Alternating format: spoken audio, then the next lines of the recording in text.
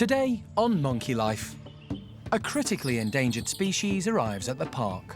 They've been bounced from pillar to post, and we're simply being moved around from A to B in a birdcage.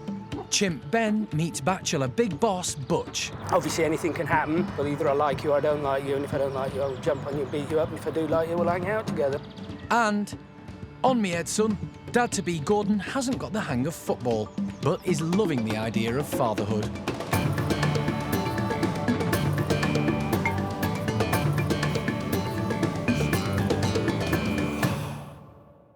This is Monkey World in Dorset. Tucked away deep in the English countryside, it's the largest sanctuary for monkeys and apes on the planet. And this is Dr. Alison Cronin, the primate's best friend. Alison and her team spend their lives rescuing... What about you? Oh, too skinny. ...and rehabilitating primates from all over the world. That's good. They currently look after more than 240 monkeys and apes from 15 different species. But that number's about to increase.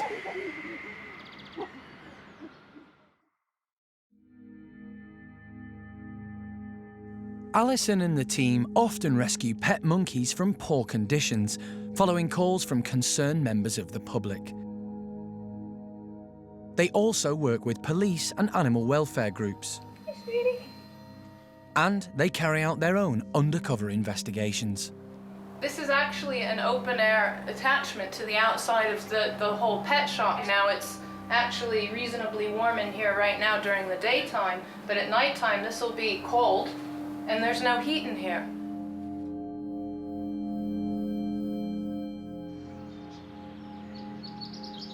Today, 2 new monkeys have arrived at the park, following a combined investigation by police and the RSPCA.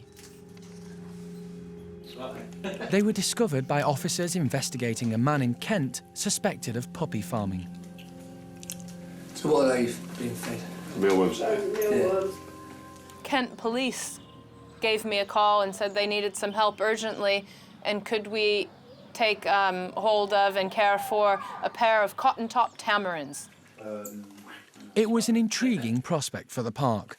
Monkey World has never been asked to look after Cottontops before. I had actually been speaking to the police officers involved with the case a couple of weeks ago, and Kent police intended on confiscating a pair of tamarins and having us assist them.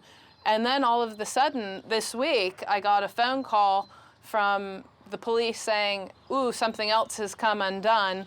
We were raiding puppy farms with RSPCA, and we found a pair of Cottontop Tamarins, and we think they might be the same pair. Can we bring them to you?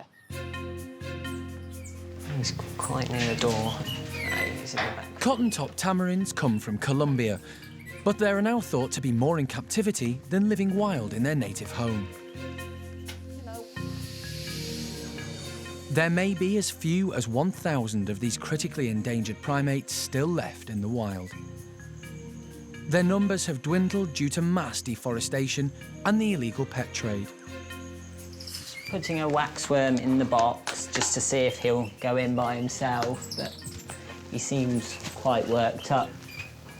The Cottontops have been put in a temporary bedroom, but now Toby and Colin from the primate care team need to catch them for a health check. There you go. They seem nervous, and no one is sure how much human contact they've had in the past. They were kept just in a bird cage, basically, a small parrot cage with a nest box inside. So had no outside enclosure, no access to natural sunlight, and were simply being moved around from A to B in a bird cage. I think it's quicker just to net him, less stressful.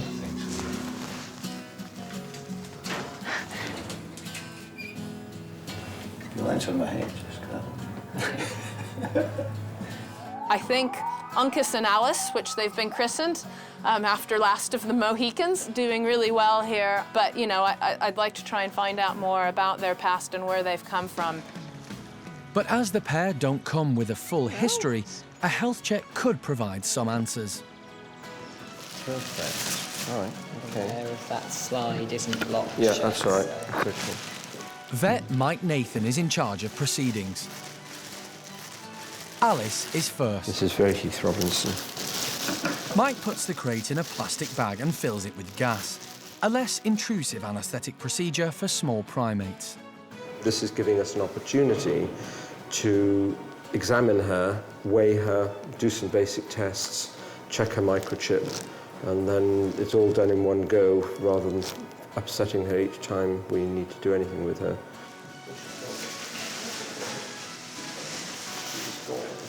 That's worked nicely. She's starting to wriggle. Yeah, okay. Good. A careful examination of Alice is very revealing.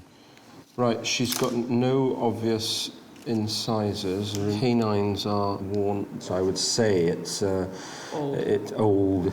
It'll be interesting in comparison to see what The Uncas chap is that like. was offering her for sale was selling this pair as a 5-year-old breeding pair. So based upon her dentition, you would say that that was I alive. suspect she's older than that. Right, the It first just thing I goes have to do show is the pet trade. It's like the Wild West out there. People are able to make up whatever they want to about these animals.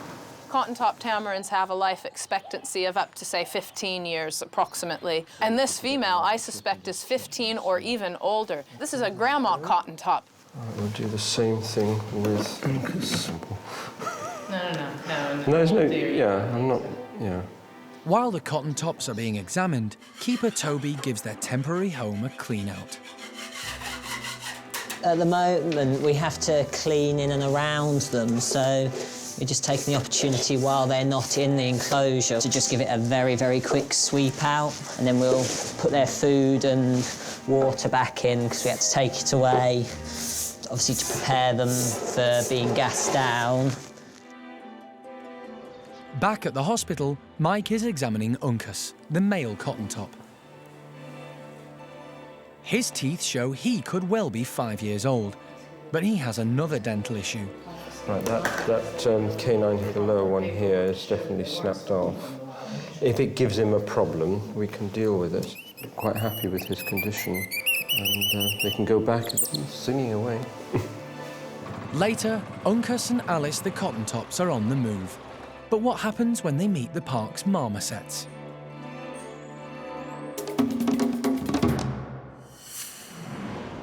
The Cottontops and marmosets aren't the only primates in the park having to adapt to a new lifestyle.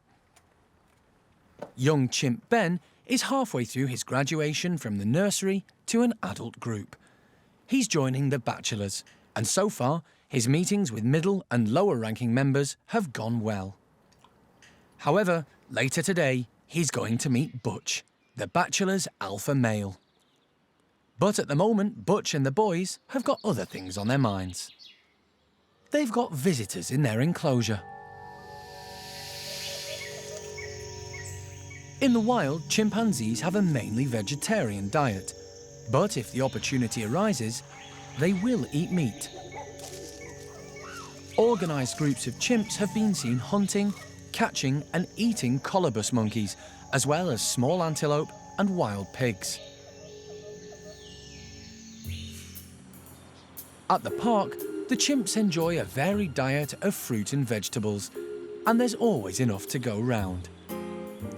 So much so that occasionally uninvited guests turn up. The bachelor chimps may look relaxed, but they don't miss much. And they're always curious.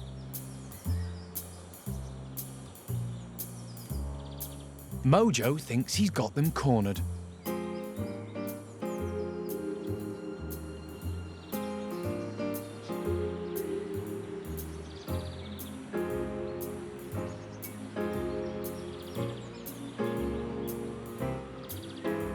But these rabbits have played this game before.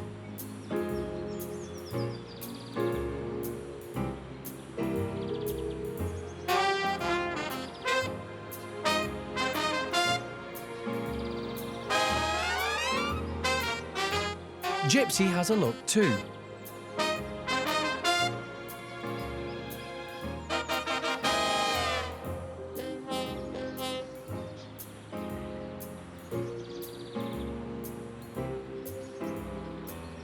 but gives up, leaving a brave bunny free to sneak out in search of leftovers. But if he's not careful, he could end up on the menu.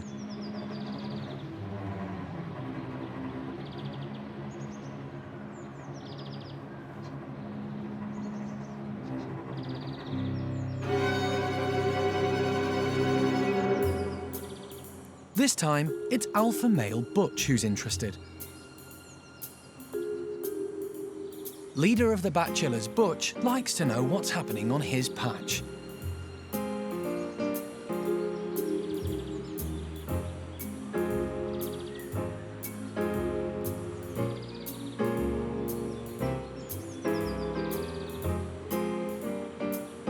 But these two have worked out if you keep a low profile and stick to the long grass, there is such a thing as a free lunch.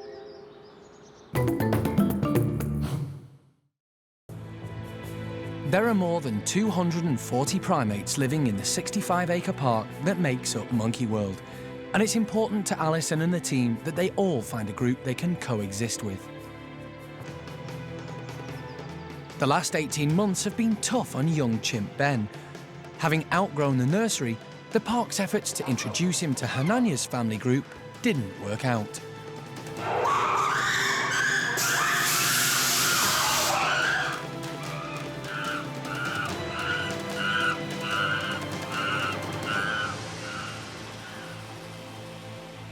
Over the last few weeks, the team have been attempting to slowly integrate him into the bachelors. This gradual introduction process is important and carefully planned. It means Ben won't feel insecure and vulnerable with the group's higher rankers. His old nursery pals Seamus and Turkish Charlie were delighted to be reunited. And since then, he's also palled up with Mojo and Sammy. But it's another big day for Ben. He's about to meet Butch, the bachelor's alpha male. It's important to get Butch in because he's still the main man. Obviously anything can happen, but either I like you or I don't like you, and if I don't like you, I'll jump on you and beat you up, and if I do like you, we'll hang out together, and that's, or if I'm indifferent, then we won't do nothing. We're all very well aware of what chimpanzees can do, and yes, I mean, it can be terminal. Butch and some of the bachelors are in their outdoor enclosure. Ben's let out and is greeted by Mojo. He and Sammy stick by Ben to provide close support. Butch is the second alpha male Ben has met, and as things didn't go too well with Hananya, it's understandable he's a little wary. Put Mojo in because Mojo will be very protective, and Mojo's a big lad, he's a good ally. You know, if you've got an ally, make it a good ally, and that might protect him. Butch has noticed the newcomer, but a cautious Ben decides to keep out of his way.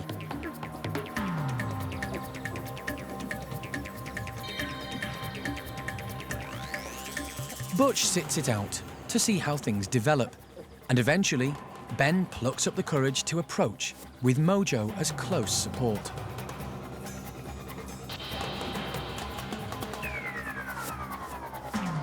But once close to the big alpha male, loses his nerve and heads off.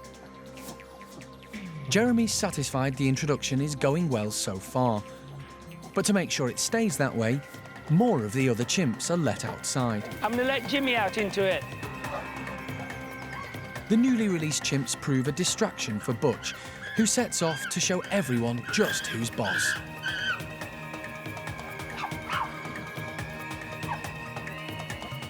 This time, Ben's tactics have paid off. He's kept out of the way and kept his allies close. I think Ben's a very ambitious boy. It'd be very interesting to see what Ben's like in 4 or 5 years.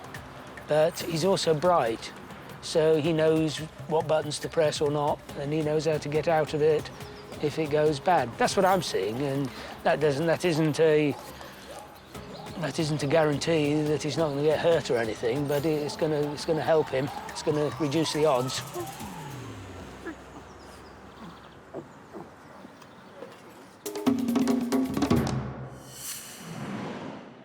All the primate species across the park are constantly learning to adapt to new situations. In Gordon's orangutan group, little Kai is finding that life with Mum is changing. He's now 4 years old, and although he doesn't know it, he'll soon have a little half-brother or sister. Mum Xiao Kuai is heavily pregnant. She's happy to still have him around, but is also finding the need for a little me time. Her baby bump is certainly showing, but she still needs to keep active. And, as orangutans can be a bit sedentary, Keeper Penny has come up with a plan to stimulate the whole group. We're actually going to put some balls in, and we're hoping that Gordon's group will actually see that they're balls, they can be played with and not eat them. Chances are they're probably going to pop them within 5 seconds, but you never know until you try, so quite excited, looking forward to seeing what they're going to do. This is an enrichment that doesn't involve food, so rather than involving food, whether it be nice stuff, savoury stuff, it's something for them to play with that they're not going to actually put any weight on and hopefully burn a few pounds as well. But Xiao Kuai is convinced the balls contain a tasty tidbit, and despite her expanding waistline, is determined to find out.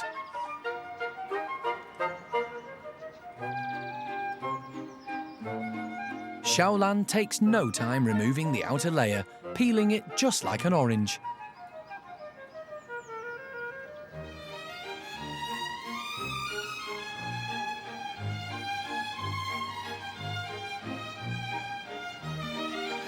And, after a lacklustre attempt at playing ball,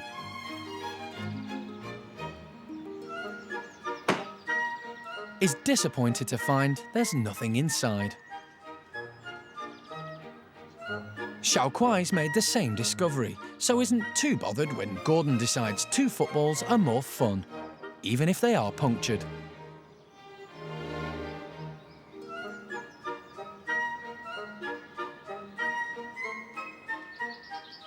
Kai agrees they make a great toy. When his baby brother or sister arrives, he's going to need to become a bit more independent.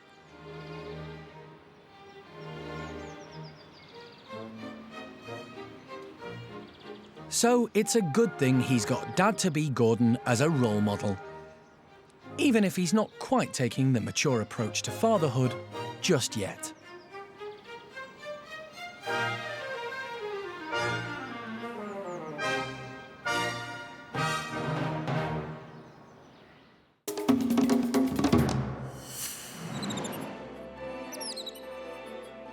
Earlier, Alice and Uncas, the Colombian Cottontop Tamarins, were passed fit by Mike the vet. But they're a totally new species for the park, which left Alison and the team with a problem: where to house them. Luckily, Alison has a plan. The best thing to do is to try and mix them with our bachelor group of common marmoset. There's plenty of space, it's just whether or not the common marmosets will accept the Cottontops and vice versa. There's only one way to find out. The primate care team have crated up Alice and Uncas and are about to release them in the marmoset's bedroom.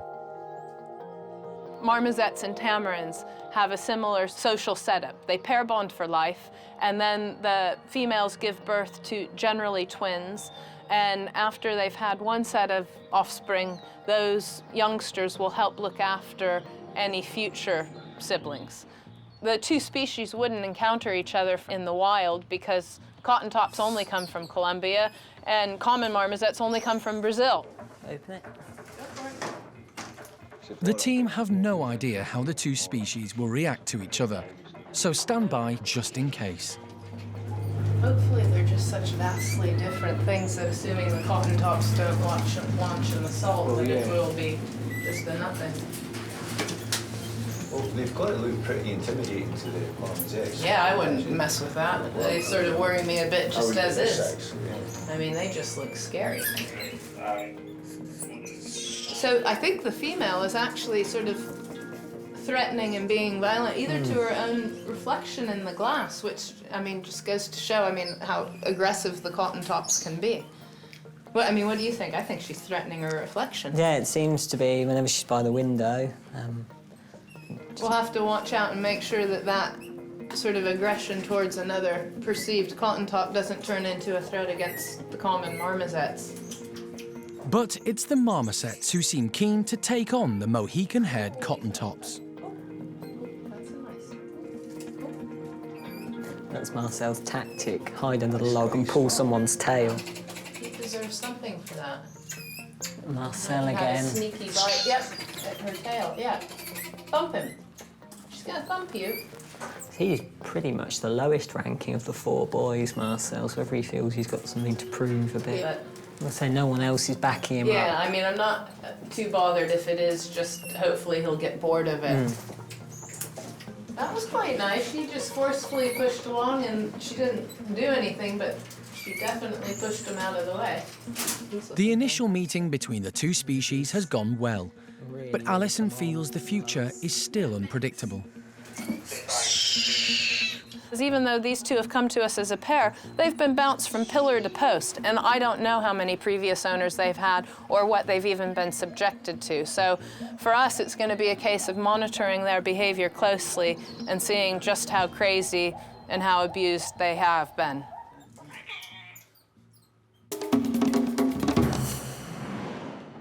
Next time on Monkey Life. Reluctant lemur Kaya hides from her new family. And orangutan foster mum Ame tries an unusual way of avoiding hers.